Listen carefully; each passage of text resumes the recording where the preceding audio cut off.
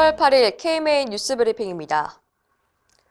유방암 검사에 사용되는 맘모톰 시술이 세 번째 도전 끝에 드디어 신의료 기술로 인정받았습니다.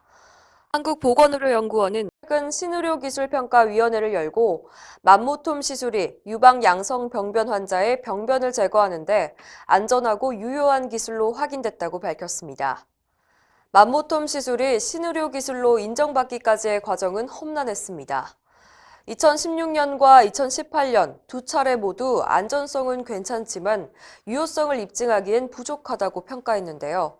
이를 근거로 일부 보험회사들은 맘모톰을 시술한 병의원을 대상으로 시술비 반환 소송을 제기해 의사들이 크게 반발했습니다. 맘모톰 사태 해결에 앞장선 이세라 의협기획이사는 맘모톰 시술은 이미 20년 전부터 전 세계 의료계에서 통용되는 의료 행위라면서 앞으로 여성 환자를 더욱 안전하고 효과적으로 치료할 수 있게 돼 다행스럽다고 밝혔습니다. 의료 전달 체계 개편 논의가 시작될 것으로 보이는데요. 의협은 현 시점에선 참여 의사가 없다고 선을 그었습니다.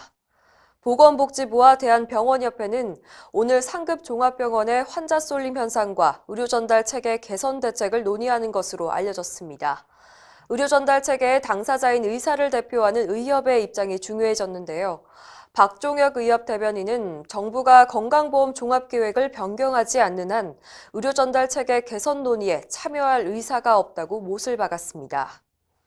박 대변인은 모든 논의는 진정성을 갖고 이뤄져야 하는데 현재로선 복지부가 건보종합계획을 일방적으로 밀어붙이고 있다고 비판하면서 논의에 불참하겠다는 의사를 전했습니다.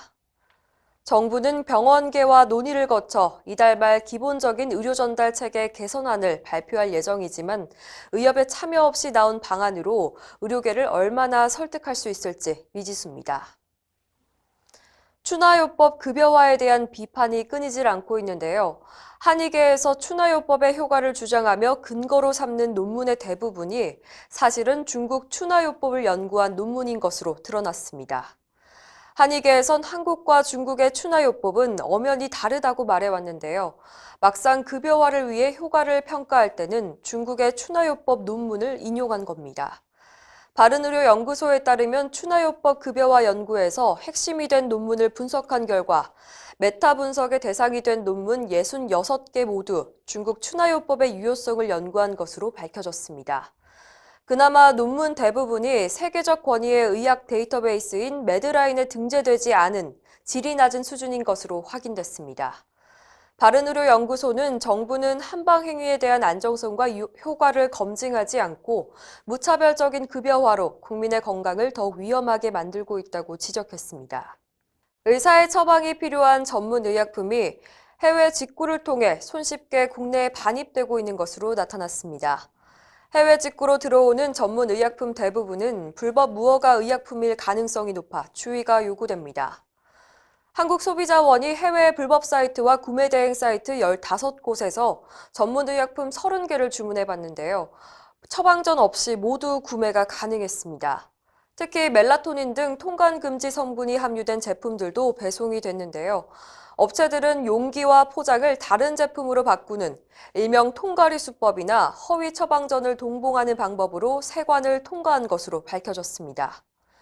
이렇게 의사의 진단과 처방 없이 전문 의약품을 복용한 소비자들은 여러 가지 부작용을 호소하고 있어 철저한 단속이 시급하다는 지적입니다. 중소규모 의료시설에도 스프링클러 설치를 의무화하는 법안이 지난 6일부터 시행됐는데요. 의료계의 걱정은 여전합니다. 대한의사협회는 스프링클러 설치 의무화가 의료기관 경영에 큰 타격을 줄 것이고 결국 환자의 건강권 침해, 의료의 질 하락으로 이어질 것이라고 지적했는데요. 특히 기존 의료기관까지 설치 의무를 소급 적용하는 것을 가장 큰 문제점으로 꼽았습니다. 설치 기간 중 진료에 차질이 생겨 입원 환자를 퇴원시켜야 하는 상황이 발생할 수 있고 병원을 옮길 때 원상복구 비용을 영세병원이 감당하기 어려울 뿐만 아니라 건물주와의 마찰도 우려된다는 겁니다.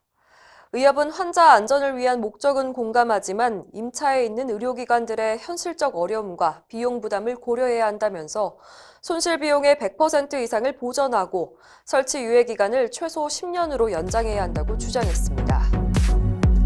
이상으로 뉴스 브리핑을 마칩니다. 자세한 사항은 의협신문을 참고하시길 바랍니다.